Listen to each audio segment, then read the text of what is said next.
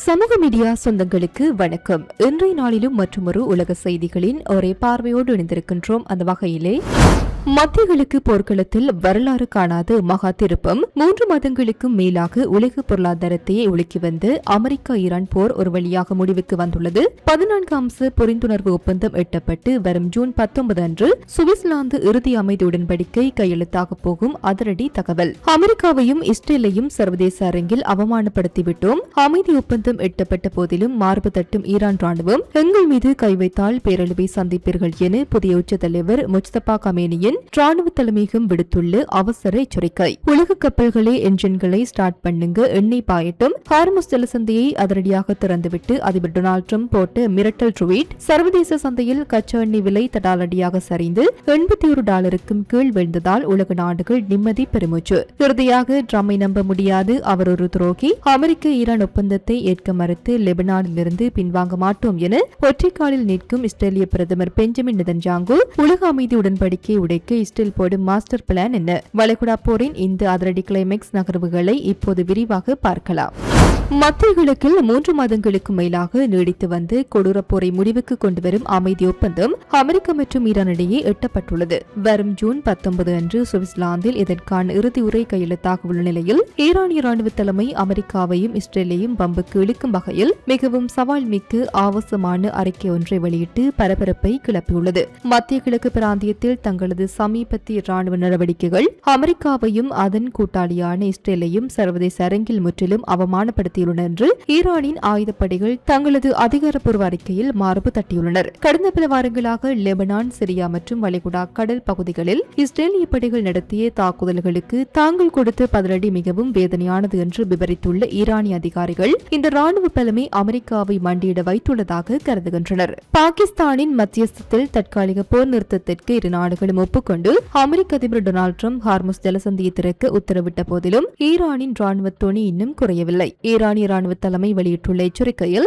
அமைதி ஒப்பந்த பேச்சுவார்த்தைகள் ஒருபுறம் இருந்தாலும் எதிர்காலத்தில் இஸ்ரேலோ அல்லது அமெரிக்காவோ எங்கள் மீதோ எங்கள் கூட்டணி நாடுகள் மீதோ ஏதேனும் தாக்குதலை தூண்டினால் அதைவிட பல மடங்கு வலுவான பேரழிவை ஏற்படுத்தக்கூடிய எதிர்வினையை அவர்கள் சந்திக்க நேரிடும் என்று குறிப்பிட்டுள்ளது. ஜூன் 19 ஒப்பந்தத்தில் ஈரானின் செறிவூட்டப்பட்ட யுரேனியத்தை அளிப்பது உள்ளிட்ட கடுமையான நிபந்தனைகளுக்கு ஈரான் உடன்பட வேண்டியுள்ளதால் தனது நாட்டு மக்கள் மற்றும் ராணுவத்தினரிடையே நாங்கள் தோற்கவில்லை, வெற்றி பெற்றுள்ளோம் என்ற பிம்பத்தை உருவாக்குவதற்காகவே ஈரான் ராணுவம் இத்தகைய ஆக்ரோஷமான அறிக்கைகளை வெளியிட்டு வருவதாக சர்வதேச அரசியல் வல்லுநர்கள் கருதுகின்றனர். மறுபுறம் ஈரானுடன் உண்மையான அமைதியை எட்டக்கூடிய ஒரே அதிபர் நான் தான் என்று தன்னைத்தானே புகழ்ந்து வரும் அமெரிக்க அதிபர் டொனால்ட் ட்ரம்ப் ஈரானின் இந்த ஆபாச அறிக்கைகளுக்கு இன்னும் அதிகாரப்பூர்வமாக பதிலளிக்கவில்லை. இருப்பினும் சுவிட்சர்லாந்து அமைதி ஒப்பந்தம் கையெழுத்தாவதற்கு இன்னும் 4 நாட்களே உள்ள நிலையில் ஈரானின் இத்தகைய சவால் மிக்க கருத்துக்கள் அமெரிக்க காங்கிரசின் குடியரசுக் கட்சி உறுப்பினர்களுக்கிடையே அதிருப்தியை ஏற்படுத்தியுள்ளது. இந்த வார்த்தை போர் எட்டப்பட்டுள்ள தற்காலிக போர் நிறுத்தத்தில் ஏதேனும் தாக்கத்தை ஏற்படுத்துமா என்பதை பொறுத்திருந்துதான் பார்க்க வேண்டும்.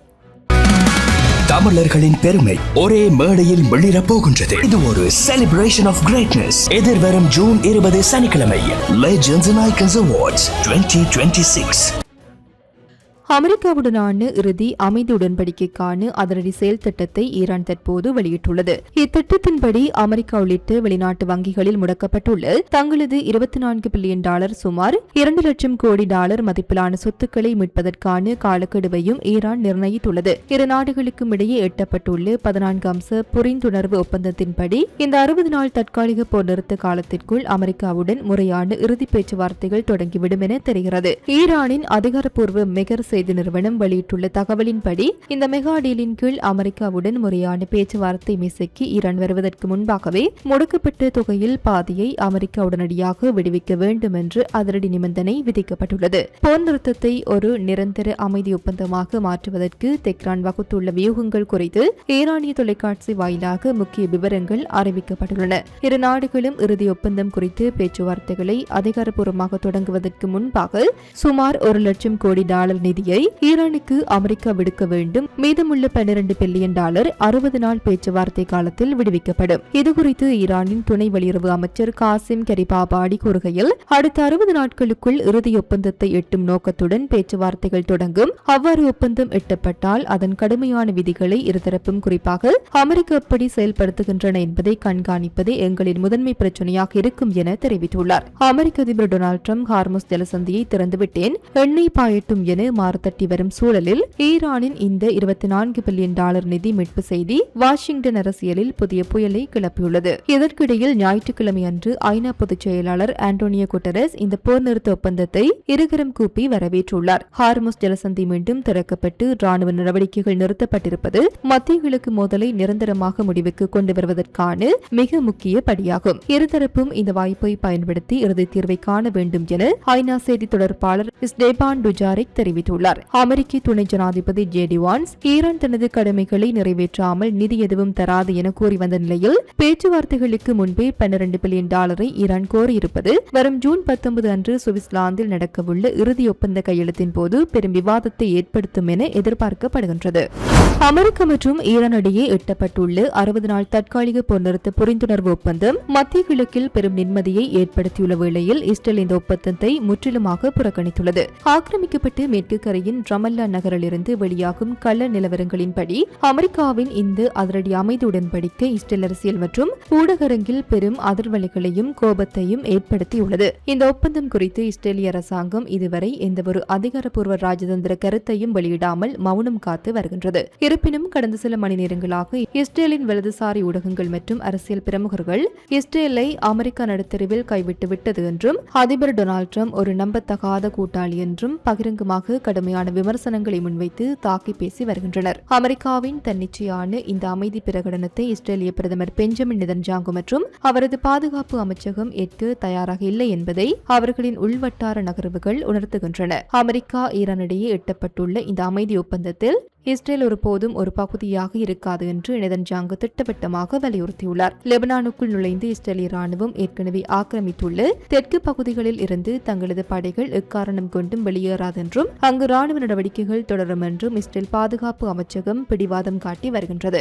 ஞாயிற்றுக்கிழமையன்று இஸ்ரேல் லெபனான் மீது நடத்திய கடுமையான வான்வழி தாக்குதல்களை அமெரிக்க ஈரான் ஒப்பந்தத்தை தடுப்பதற்கான நாசவேல முயற்சி என்று இஸ்ரேலிய ஊடகங்கள் சித்தரிக்கின்றன. ஆளும் கூட்டணி மற்றும் எதிர்க்கட்சிகளின் முழு ஆதரவோடு நடத்தப்பட்ட இந்த பெய்ரூட் தாக்குதல் உண்மையில் இஸ்ரேலுக்கு எதிர்விளைவுகளை ஏற்படுத்தியுள்ளது. இந்த தாக்குதலால் கோபமடைந்த ஈரான் பேச்சுவார்த்தையை தடம் புரள செய்யும் நிலைக்கு சென்றது. ஆனால் ட்ரம்ப் உடனடியாக தலையிட்டு போர் நிறுத்தத்தை அறிவித்ததால் இஸ்ரேல் திகைத்து போயுள்ளது. ஜூன் 19 வரை என்ன நடக்கும்? இப்போது முதல் சுவிட்சர்லாந்தில் இறுதி ஒப்பந்தம் கையெழுத்தாக உள்ள ஜூன் 15 முதல் ஜூன் 19 வரையிலான நாட்கள் மிகவும் ஆபத்தானவை என அரசியல் உற்றுநோக்கர்கள் எச்சரிக்கின்றனர். அதிபர் டொனால்ட் ட்ரம்புடன் கடுமையான ராஜதந்திர பதற்றத்தை உருவாக்க வேண்டியிருந்தாலும் பரவாயில்லை. லெபனான் மீதான தரைவழி படையெடுப்பையும் ஈரானின் சிவப்பு கோடாக கருதப்படும் பெய்ரூட்டின் தெற்கு புறநகர் பகுதிகள் மீதான குண்டுவீச்சையும் தொடர வேண்டும் என்று இஸ்ரேல் ராணுவத்திற்கு உள்நாட்டிலிருந்து பெரும் அழுத்தம் கொடுக்கப்பட்டு வருகின்றது. இதனால் ஜூன் 19க்குள் இஸ்ரேல் மீண்டும் ஒரு பெரிய தாக்குதலை நடத்தி இந்த உலக அமைதி ஒப்பந்தத்தை உடைக்க முயலலாம் என்று அச்சம் நிலவுகிறது.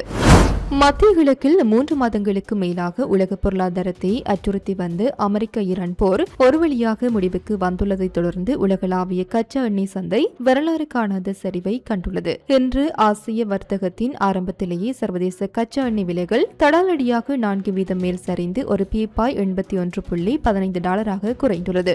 வளைகுடா பகுதியில் போர் நிறுத்த உடன்படிக்கை எட்டப்பட்டு உலகின் மிக முக்கியமான கடல்வழி பாதையான ஹார்முஸ் ஜலசந்தி மீண்டும் திறக்கப்படுவதாக அறிவிக்கப்பட்டதே இந்த அதிரடி விலை வீழ்ச்சிக்கு முக்கிய காரணமாகும். மத்திய கிழக்கு மோதல் தொடங்கிய நாள் முதலே வளைகுடா நாடுகளில் கச்சா எண்ணெய் விநியோகம் முற்றிலுமாக தடைப்படும் என்ற அச்சத்தில் உலகளவில் பணவீக்கமும் கப்பல் போக்குவரத்து செலவும் ராக்கெட் வேகத்தில் உயர்ந்தன. ஆனால் பாகிஸ்தானின் மத்தியஸ்தத்தில் எட்டப்பட்ட இந்த வரலாற்று ஒப்பந்தம் உலக நாடுகளை நிம்மதி பெருமூச்சு விட வைத்துள்ளது. அமெரிக்கா மற்றும் ஈரான் இடையே லெபனான் உள்ளிட்ட அனைத்து முனைகளிலும் ராணுவ நடவடிக்கைகளை உடனடியாகவும் நிரந்தரமாகவும் நிறுத்த இரு நாடுகளும் ஒப்புக்கொண்டதை அமெரிக்க அதிபர் டொனால்ட் ட்ரம்ப் முறைப்படி உறுதிப்படுத்தியுள்ளார். உலகளாவிய கச்சா எண்ணெய் விநியோகத்தில் 1/5 கடந்து செல்லும் குறுகிய நீர்வழியான ஹார்முஸ் ஜலசந்தியின் மீதான அமெரிக்க கடற்படையின் முற்றுகையை ட்ரம்ப் உடனடியாக திரும்ப பெற்றுள்ளார். இதுகுறித்து அவர் வெளியிட்டுள்ள பிரத்யேக அறிக்கையில், ஹார்முஸ் ஜலசந்தியை எவ்வித கட்டணமுமின்றி சர்வதேச போக்குவரத்திற்காக திறப்பதற்கு நான் முழு அங்கீகாரம் அளிக்கின்றேன். உலக கப்பல்களே, உங்கள் இயந்திரங்களை தொடங்குங்கள்,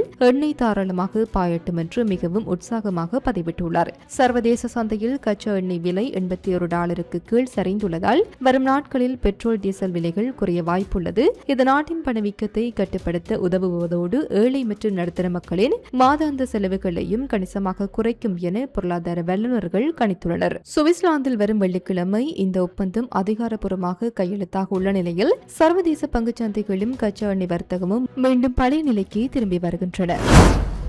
இத்துடன் குறித்த காணொலி நிறைவு பெறுகின்றது. இது தொடர்பிலான உங்களுடைய கருத்துக்களை கமெண்ட் வாயிலாக தெரிவிக்கலாம். இது போன்ற பல செய்திகளை தெரிந்து கொள்ள நம்முடைய சமூக மீடியா யூடியூப் சேனலை சப்ஸ்கிரைப் செய்து அருகில் உள்ள பெல் பட்டனை கிளிக் செய்யுங்கள். மேலும் செய்திகளை உடனுக்குடன் தெரிந்து கொள்ள சமூகமீடியா.com என்ற இணையதளத்தின் வாயிலாக எங்களுடன் இணைந்திருங்கள்.